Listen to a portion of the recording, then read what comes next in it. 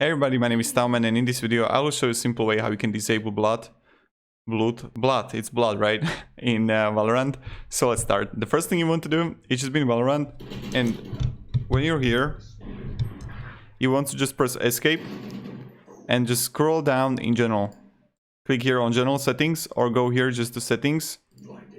And in general, you want to scroll down and you're gonna see right here, show blood. And now you want to just like click off. Or like on, it's up to you. And that's pretty much it. So if you have any questions, guys, like ask me down in the comments. I'm really happy to help you. And yeah. 30 seconds left.